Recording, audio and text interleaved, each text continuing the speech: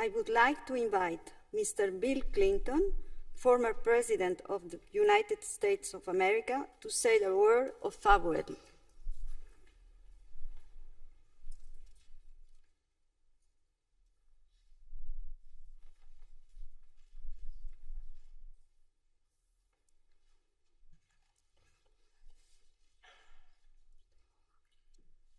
Micah, thank you for giving me the opportunity to say a few words. Thank you to Peter, Walter, Helmut's family, to the leaders of Europe and the European Union, Chancellor Merkel, President Macron, other prime ministers and officials who are here. I ask you to think about something not in my notes. I was looking around this crowd today at all of us who used to be in office, all of us who came. Why? Because Helmut Kohl gave us the chance to be involved in something bigger than ourselves, bigger than our terms of office, bigger than our fleeting careers. Because all of us, sooner or later, will be in a coffin like that. And the only gift we can leave behind is a better future for our children and the freedom to make their own choices, including their own mistakes. I loved him. Hillary said I loved him because he was the only person with a bigger appetite for food than I have. He came to Washington so much, once he took me to his favorite restaurant in the capital of my country, Philomena. It's still there. I recommend it to you. Why am I saying this? Because the 21st century in Europe, as you see, really began on his watch. Because he had really 5 big questions to answer, which all have ramifications today.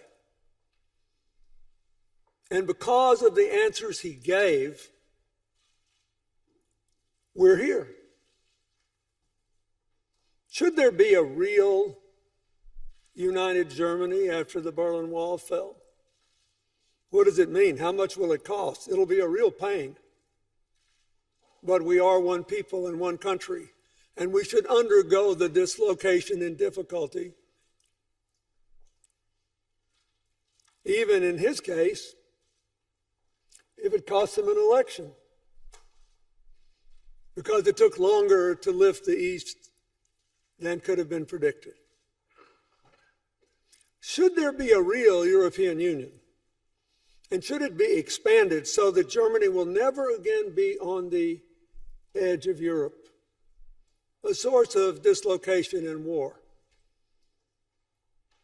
The Poles, the Hungarians, the Czechs, the others. Can we do this together?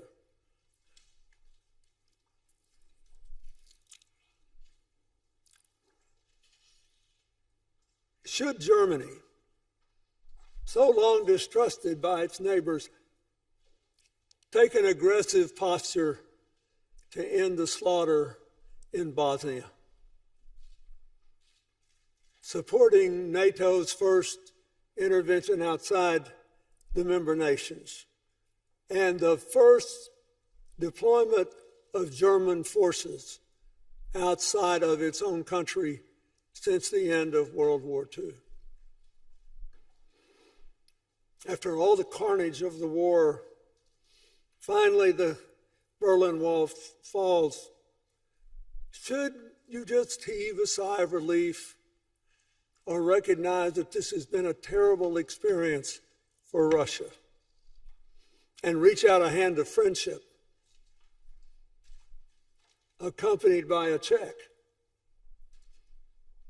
and give me the chance to do the same? Should NATO be preserved or scrapped? There are a lot of people who thought it should be scrapped. And instead expanded,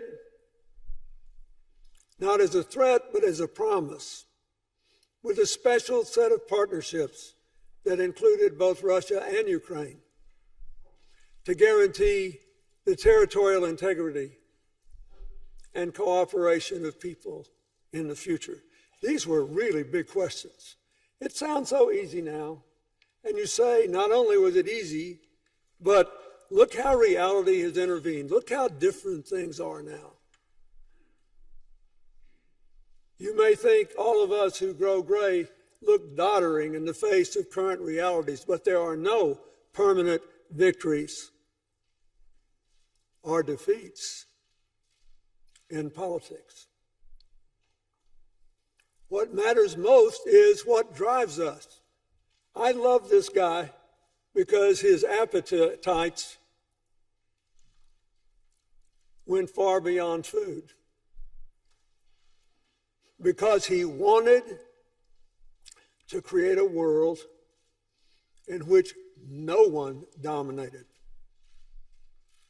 A world in which cooperation was better than conflict, in which diverse groups make better decisions than individual dictators, in which young people would be free to say that in our time we were wrong. At least what we did is not enough for now. Nothing captured this more than his willingness to violate the enormous weight of German culture and history and the contribution it was making to the European Union, than the willingness to give up the first leadership of the central bank. It was just natural. We have to learn to share.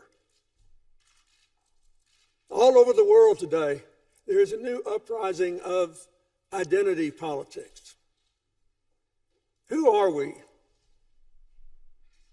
And should we be defined most by our differences or most by what we have in common? Make no mistake about it, Helmut Kohl loved being German.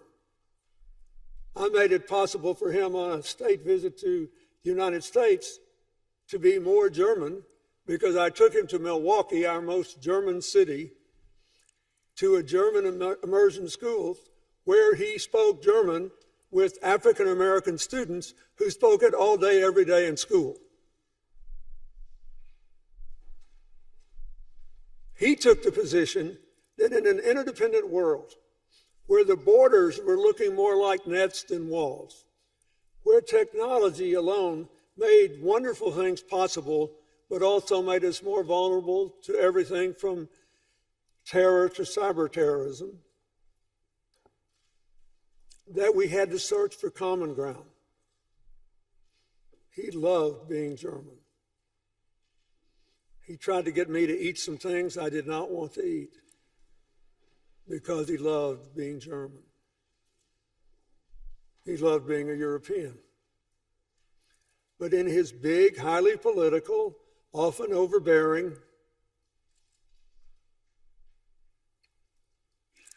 leadership, there was the germ of understanding that the cancers of the 20th century were all born of people who believed domination was better than cooperation. That's why we're all here. All of us old guys that used to be wanted to come back and say, thank you for giving us a chance to be part of something bigger than ourselves. Thank you for giving us a chance to be a little better, to remember that the Polish workers in Gdansk, their lives are as important as ours in the eyes of God. Politics in the end is not about great waves of domination, but about the possibilities of ordinary life for the largest number of people. The richest person in the world will one day lie in a coffin. The most powerful person, whether you kill or preserve life, we're all going home, as they say in the United States and our African American churches. They call meetings like this homegoings. Heimat. No one loved that more than Helmut Kohl. So sleep well, my friends. The greatest gift you left us is the lessons that the thing that matters most in life is what we leave our children. The freedom, the peace, the security. To build their own prosperity, to chase their own dreams, and to believe that they can be very big while lifting up, not tearing down. You did a good job with your life. And those of us who shared it, loved you for it. Thank you.